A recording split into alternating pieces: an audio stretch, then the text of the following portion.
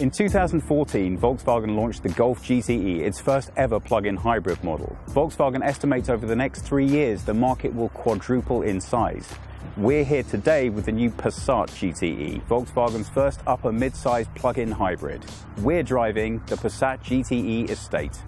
Plug-in hybrids get their power from an electric motor powered by high-performance batteries and an internal combustion engine, which is used for both driving and charging the batteries while driving.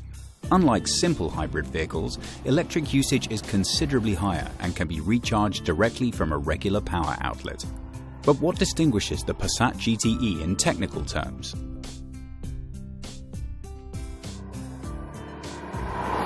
The Passat GTE has a 1.4-litre TSI with 115 kilowatts, which is installed here at the front.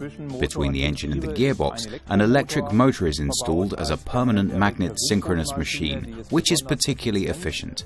It delivers power through a 6-speed DSG gearbox, which has now been featured in many Volkswagen cars for a good 10 years. The GTE is a typical Passat. It's modern and offers all the latest safety and assistance systems. On board, a front assist with city emergency braking, lane departure warning and adaptive cruise control. From the outside, the GTE is different from the normal Passat, from the nameplate, the blue used in the radiator grille, and of course through the recharge point. The GTE has two engines, an electric one which produces 115 brake horsepower and a 1.4-litre petrol TSI engine which produces 156. Together they have a combined power output of 218 brake horsepower. The electric motor has a range of 50 kilometers. The combined fuel range of the car, if the battery is fully charged and the 50-litre fuel tank is full, is 1,100 kilometers. Even if you have the ideal driving requirements for the hybrid and lots of driving to do with it, you should still take a look at the consumption of regular diesel versions, because the higher price of the GTE needs driving for many kilometers to pay for itself. They have a fuel efficiency that's written as 1.6 litres, but that's really an academic figure and is only usable for comparing to other cars. A realistic real-world figure is much closer to about 4.5 litres per every 100 kilometres if you drive sensitively. Inside, the modified cockpit appearance is particularly noticeable. Space has been made on the display for the power meter, which indicates the current status and how electrical energy is either being used or produced. Charging the battery in its normal state takes either 4¼ hours from a normal 230-volt outlet or 2½ hours from a bespoke charging box. You can get a glimpse of how batteries might be charged in the future from Project V-Charge. Here, the vehicle automatically searches for the next inductive charging station.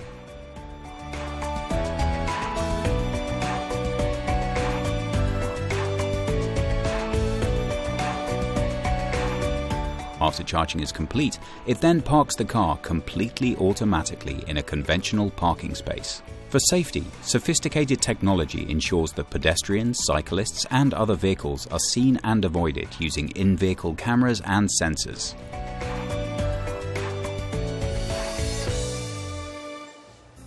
Space has not been compromised in the GTE as the battery has been built into the vehicle floor. The GTE is, like his brothers, very spacious.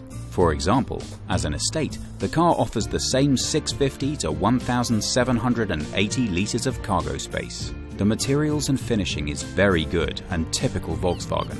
All of the usual equipment options available for the sedan and the estate are also available for the GTE. There are 4 different driving modes to choose from. You can either have pure electric, hybrid mode, which uses both the petrol engine and the electric engine, or recharge, which uses the petrol motor to recharge the batteries. There's also a GTE mode, which gives you the full power that the vehicle has to offer. Best of all, switching between any of the modes on the highway is completely smooth and easy and almost impossible to detect, which means you can go from using the car at its most efficient to using the car at its most powerful and dynamic anytime with no problem at all. The 218 brake horsepower performance of the Passat GTE is delivered very well through the 6-speed DSG. The additional weight of the batteries results only in a slight change in overall drive and has the added benefit of providing a low center of gravity. Top speed is 225 km/h. It would be unfair to describe the GTE as a top athlete. There's more power and improved dynamics on offer from the Passat 2.0 TSI with 280 brake horsepower. But either way, you should not forget that you're driving a mid-size sedan and not a sports car. The Passat GTE features all of the things that we know and like so much about the Passat, and at a starting price of €44,000, it's about the same as the 2-litre TDI bi-turbo that produces 240 brake horsepower. It also has the top infotainment system, full LED headlights and online services. If efficiency and economy are the most important things to you, this is your Passat.